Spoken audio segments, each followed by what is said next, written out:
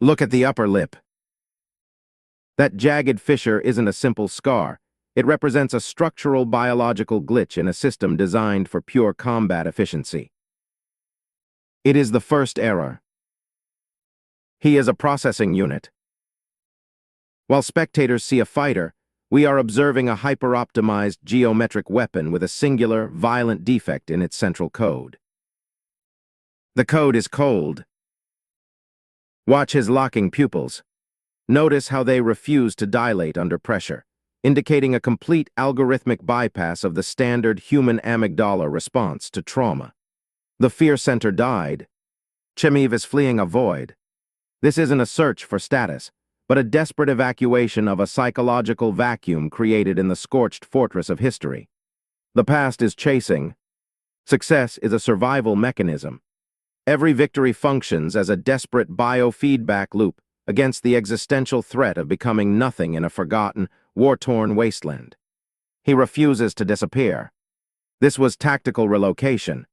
The shift from Grozny to Sweden was less of a move and more of a cold deployment of an apex biological specimen. The predator found terrain. The octagon is geometric. He perceives the cage as a series of spatial probabilities that must be solved through high-speed grappling sequences and calculated brutality. The math is violent. His neural ceiling is gone.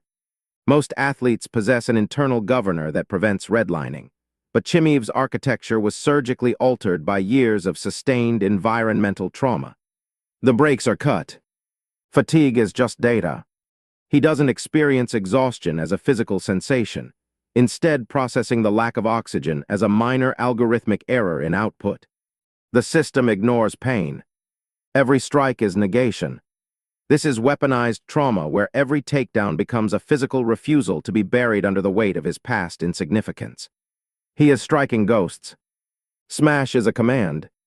That mantra isn't a catchy slogan. It is a hard-coded algorithmic script that overrides every natural instinct for self-preservation in the cage. The machine is running. His grappling is cold. Every position is a series of calculated weight distributions designed to systematically collapse the opponent's respiratory and structural skeletal integrity. It is a shutdown. He is a neurological anomaly. What we see is a man who calculates a world-class fistfight with the same algorithmic calm as a professor solving equations. It is all math. Enter the dark room. To understand the man, we must observe the phase of psychological death, where the human soft tissue finally transitions into cold machine. The ego is erased. The biological frame failed. In early 2021, the lungs filled with blood, and his internal hardware finally hit its absolute thermal limit in a bathroom sink. The engine caught fire. The old software died. When he announced his retirement, the identity of the sportsman was wiped clean to make room for a more efficient virus. A total system reset. The void was filled. In the silence of that recovery, a more surgical and obsessive entity was synthesized from the wreckage of his former human self. Something new woke up. This was a recalibration. The rebuild wasn't about health. It was about hardening the nervous system to handle even higher levels of catastrophic internal pressure. The pipes were reinforced. He is a marvel. Khamzat emerged as a biological weapon optimized for high-intensity, short-duration predatory bursts of violence that no standard human can match. He is hard-coded. His pace violates limits. That early pressure is a calculated gamble on internal combustion, a cold violation of every known rule of human aerobic capacity. He burns the fuel. Look at his hands.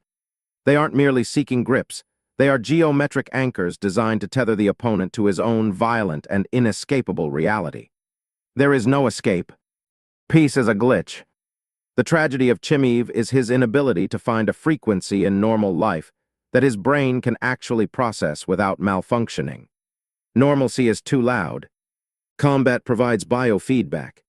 He requires the high-speed processor of a cage fight to feel neurologically balanced. Otherwise, the internal architecture begins to overheat and fail. War is his equilibrium. Aggression is a byproduct.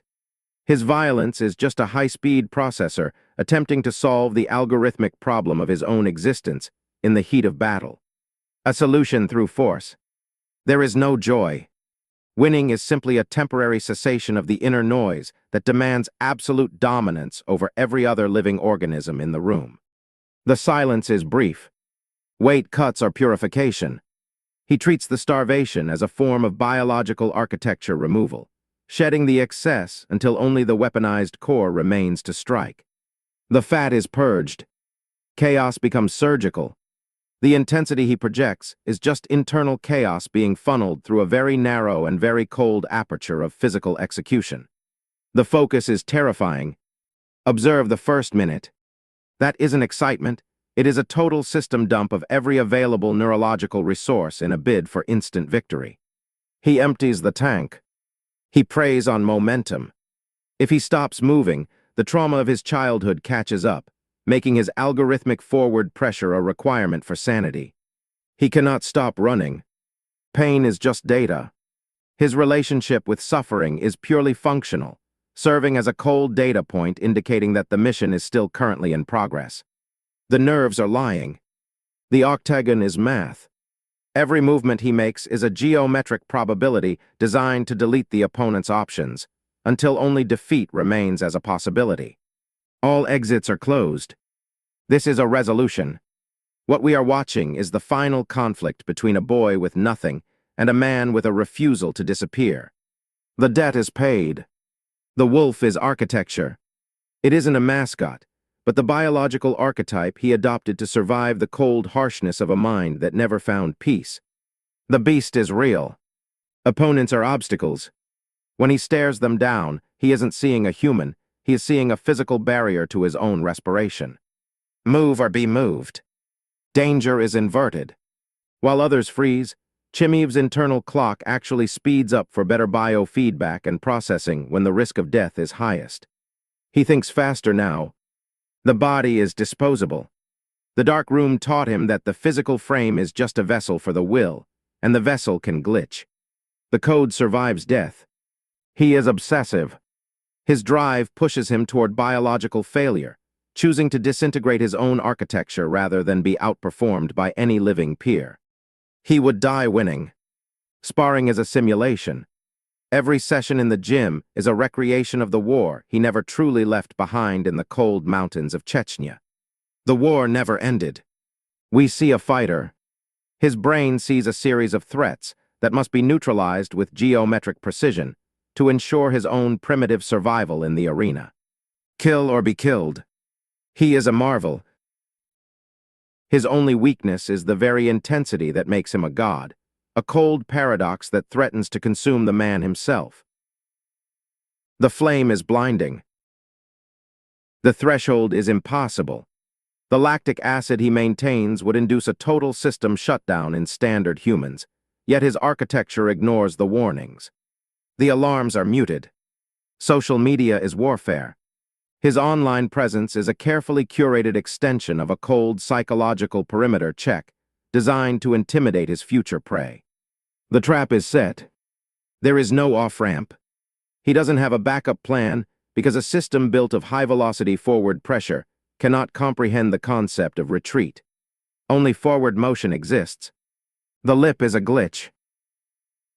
The dilated eyes and the refusal to tire are merely symptoms of a weaponized soul attempting to inhabit a human body. The mask is slipping. This is surgical therapy. He is solving the riddle of his trauma through the direct application of force, a cold and violent form of emotional processing. Blood heals the wound. The UFC is geometric. It is simply the current environment for his evolutionary adaptation, and if the cage disappeared, he would find a new fortress. He needs the war. Cardio is a byproduct. His endurance is the result of a mind that coldly refuses to allow the heart to beat at a resting human rate.